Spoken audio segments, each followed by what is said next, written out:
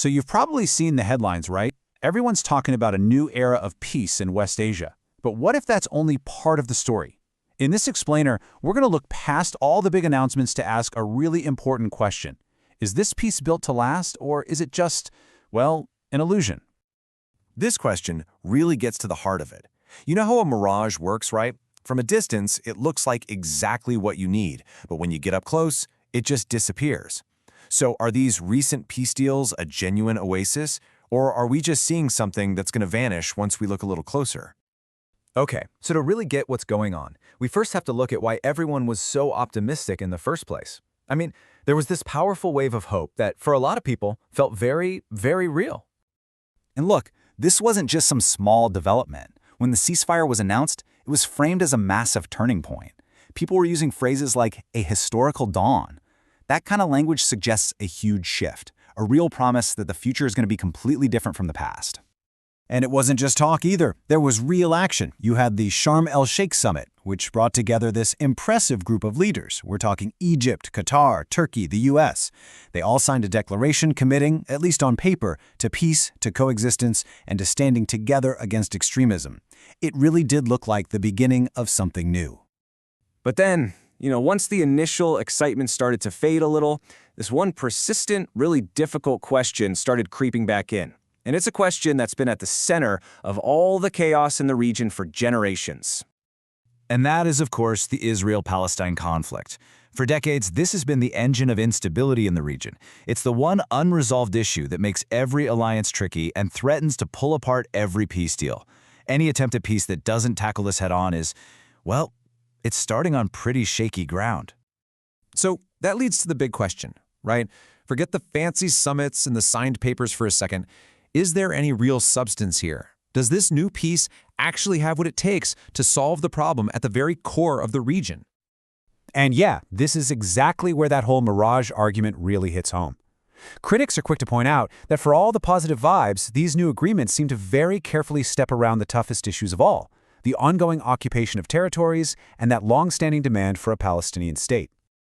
So, if those fundamental problems aren't even on the table, what does that mean for this so-called new era of peace?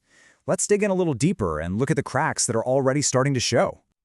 You can really see the massive gap here. On one side, you have what's been announced. Things like ceasefires, which are great but are, by their very nature, temporary. And you have diplomatic declarations. But on the other side is what experts say is required for real, lasting peace.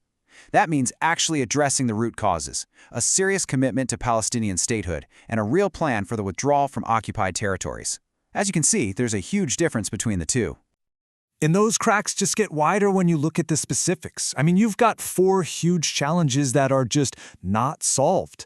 What happens with the disarmament of Hamas? What about the continued Israeli military presence in Gaza? And then there's the massive influence of Iran with groups like Hezbollah and the Houthis. And on top of all that, there's a growing sense of mistrust of Israel among ordinary people in Arab nations. These aren't minor issues, they're deal breakers. Okay, so it's easy to poke holes in it, but what about solutions? Is there actually a way to turn this potential mirage into a real lasting peace? Well, many analysts think there is, but it would mean building a much, much stronger foundation. According to experts, a potential roadmap does exist, but wow, it would take some serious commitment from everyone. For starters, the US would have to be seen as a truly neutral mediator, not just an ally of one side. Then, Arab nations would need solid guarantees that they're secure. And then come the 2 biggest steps of all: a commitment from Israel to a full withdrawal from occupied territories, and a clear internationally backed plan for a Palestinian state. And look, this isn't something that can happen in a vacuum. A plan this big would need the full support of the entire international community. We're talking the United Nations, the European Union, the Arab League, all of them working together to make sure it actually happens.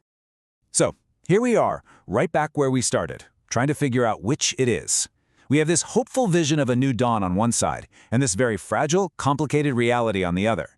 So, after all this, what do you think? Is it a mirage or is it real? This quote just nails it, doesn't it? That flicker of hope we got from the ceasefire is absolutely real, and it matters, but hope by itself isn't a strategy. If you don't actually deal with the deep-seated, structural problems that caused the conflict in the first place, then peace will always be just out of reach, an illusion. So what it all boils down to is this. Words just aren't enough.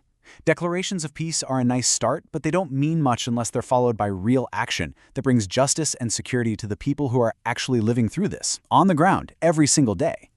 And that leaves us with one final urgent question.